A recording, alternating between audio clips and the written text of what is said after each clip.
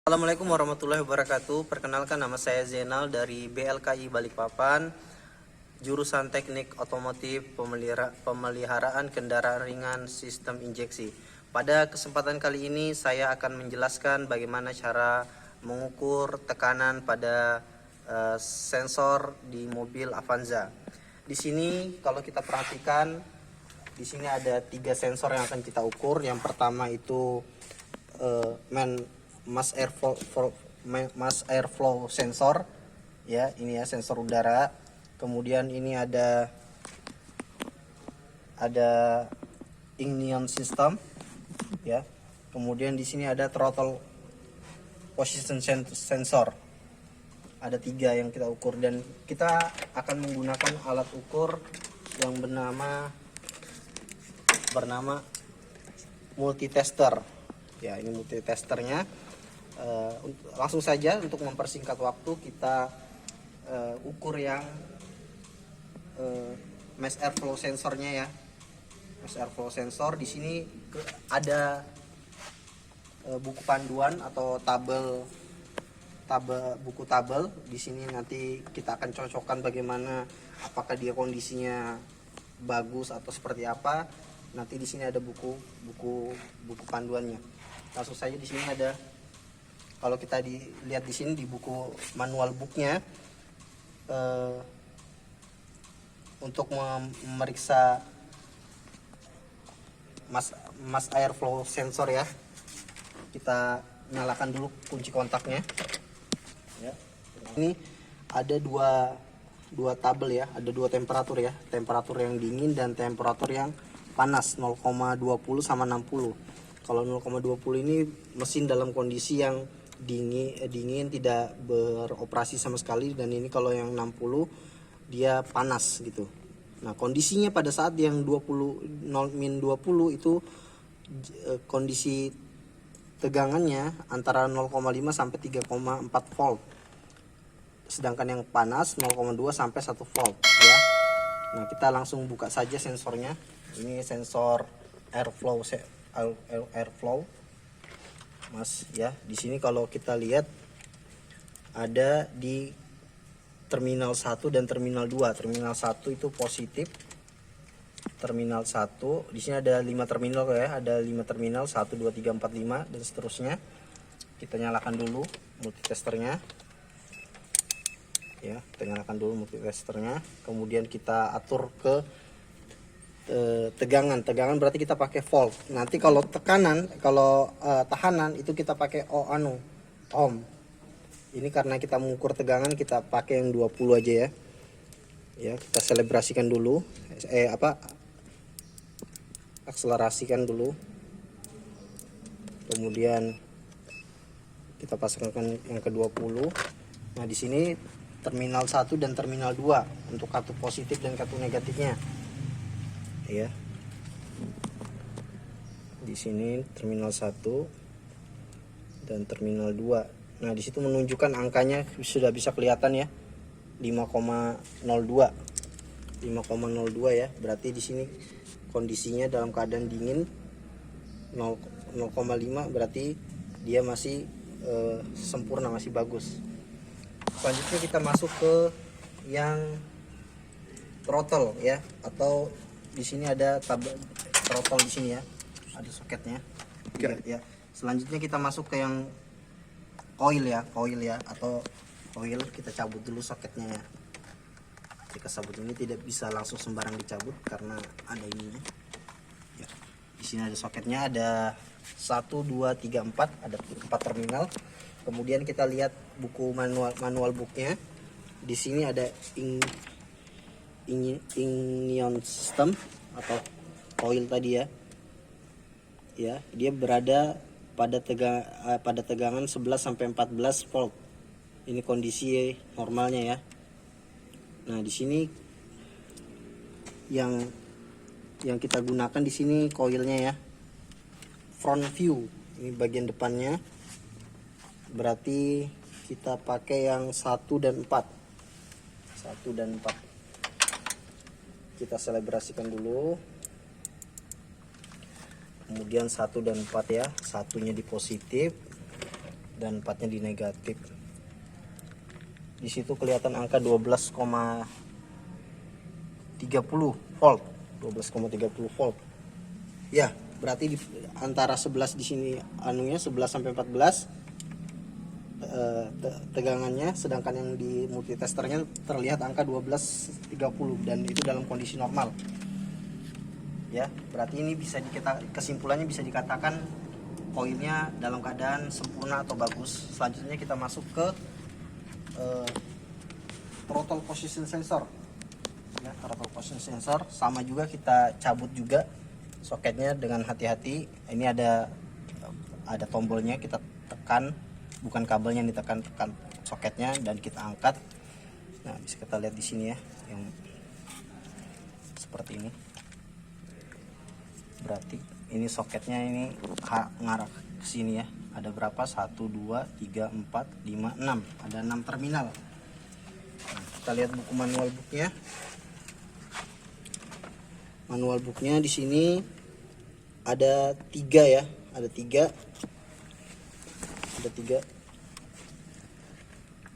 tabel ini. Oke. Di sini ada di buku manual booknya ya, throttle position sensornya di sini ada, kita lihat ya, dari FC dan sampai E2, FC E2, karena di sini ada 5 konektor, ada 5 terminal ya, ada 5 terminal. FC di sini menunjukkan terminal kelima, sedangkan E2-nya terminal ketiga. Nah, di sini sedang tegangannya, yang tegangan normalnya antara 4,5 sampai 5, volt. Kita langsung saja, tadi yang E-nya itu di 3, E-nya 5, ini 5 dan di 3 ya, 5 dan 3. Nah, itu multi testernya menunjukkan ya angka 5,03 ya, atau bisa kita bulatkan 5, berarti dia masuk kategori normal antara 4,5 sampai 5 volt, tegangannya masih normal. Selanjutnya kita beralih ke motor throttle akuator, atau yang di sini yang soketnya nganu ya. Nah, sedangkan motor throttle akuator ini kita akan mengukur tahanan. Kalau tahanan itu satuannya ohm, bukan volt ya. Jadi kita rubah ke ohm, yang kita geser ke kanan, kita ambil ke angka yang 20. Angka 20 di sini, kemudian di situ ada, kalau kita perhatikan di situ ada 6 soket sama ada 6 pin. Ada 6 pin ya. Di plusnya itu di pin kedua dan minusnya di pin pertama. Dan tegangannya antara 0,3 sampai 100, berarti kita pasang sampai yang 200. Kita coba 1 sama 2 ya. 1 sama 2. Tegangannya 2 sama 1, mohon maaf. Ya, 0,1 kilo ohm, 0,1 kilo ohm. Nah, di sini tabelnya menunjukkan standarnya 0,3 kilo, 0,3 sampai 100 kilo ohm pada derajat 20 derajat Celcius. Tingkat kepanasannya 20 derajat Celcius. Karena ini kondisinya sedang dingin, mesinnya sedang dingin, maka bisa kita simpulkan bahwa motor throttle akuator ini sebenarnya dalam keadaan normal ya. Tadi menunjukkan, kalau kita ulangi lagi ya, itu menunjukkan 0,1 kilo ohm. Kalau seandainya dia panas di 20 derajat Celcius, maka mungkin kemungkinan antara tahanannya 0,3 sampai 100 kilo ohm. Mungkin itu saja pemaparan dari saya tentang bagaimana cara mengukur sensor-sensor dengan menggunakan multi tester. Cukup sekian dari saya, kurang dan lebihnya saya mohon maaf. Assalamualaikum warahmatullahi wabarakatuh. Assalamualaikum warahmatullahi wabarakatuh. Perkenalkan, nama saya Zainal, peserta BLKI Balikpapan, jurusan Teknik Pemeliharaan Kendaraan Ringan Sistem Injeksi. Pada kesempatan kali ini saya akan memperagakan bagaimana cara mengetahui trouble dari sebuah sistem di mobil dengan cara jumper. Jadi sebenarnya kalau kita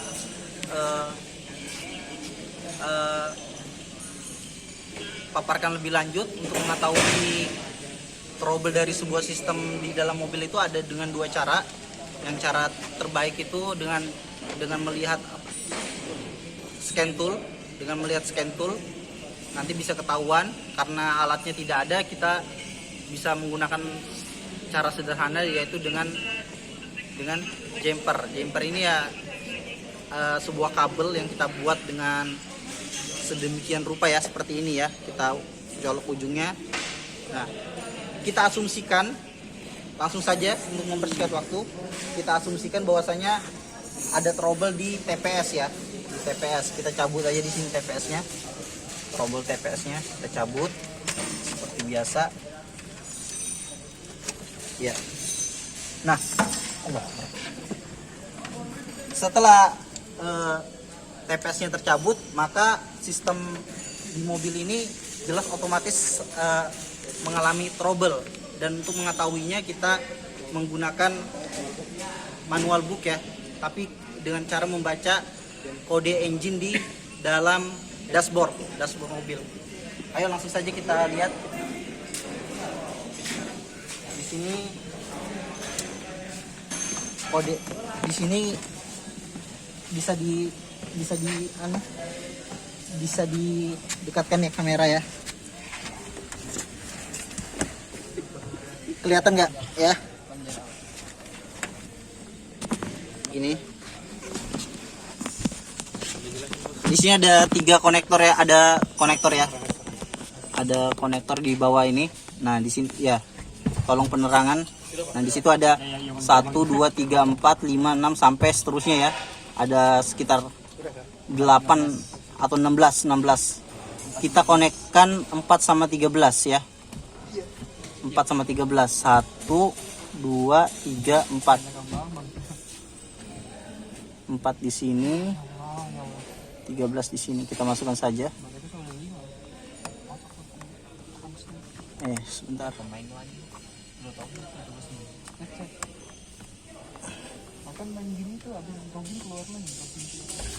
Ya. Ya, 4 sama 13 di sini ya. Sudah dilihat. Mohon kamera diambil alih. Ya. Nanti di sini setelah itu di dalam dashboard ini kalau kondisinya dia normal, maka kode engine yang biasanya berwarna lampu engine yang berwarna kuning itu akan tidak berdiam, tidak akan, tetapi kalau ada kerusakan dia akan kedap-kedip. Nah, kedap-kedipnya itu kita bisa membaca kodenya itu seperti apa. Ya, nah di sini ya 1, 2, 3, 4 stop dia, kemudian 1 berulang lagi, 1, 2, 3, 4 stop 1. Nah, berarti kodenya 4 stop 1, berarti 41. Setelah itu kita samakan di manual booknya. Manual book di sini yang 41 yang mana? Nah, kalau bisa kita lihat di sini 41, bisa dilihat ya. Mana ini fokusnya? Tolong fokusnya. Ya, 41. Di sini sudah terlihat 41 TPS, throttle position sensor. Jadi sudah dipastikan bahwasanya kode yang 41 tadi itu 41-nya, maka yang bermasalah adalah TPS-nya. Tadi kita sudah asumsikan TPS-nya kita cabut. Ya. Seperti itu.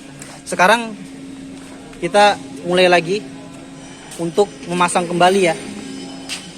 Memasang kembali TPS tersebut. TPS tersebut kita pasang kembali. Sudah dimatikan ya tadi ya mesinnya. Kita pasang kembali, dan untuk mereset dari semua sistem ini kita gunakan dua cara. Bisa dengan mencabut negatif, katup negatif pada aki, atau mencabut sekring EV di engine block, di engine block. Ya kan? Kita cabut ya, kita cabut. Ini kebetulan yang EV-nya ini yang ini ya, warna putih, warna bening ya. Nah, setelah kita cabut ini kita tunggu 10 detik. Kita tunggu 10 detik untuk mereset ulang. Bisa dilihat ini kalau warna bening ini dia ada angka 25 ya. 25 itu maksudnya 25 ampere. 25 ampere ya, bisa dilihat. Ya, kira-kira sudah 10 detik, kemudian kita pasang kembali.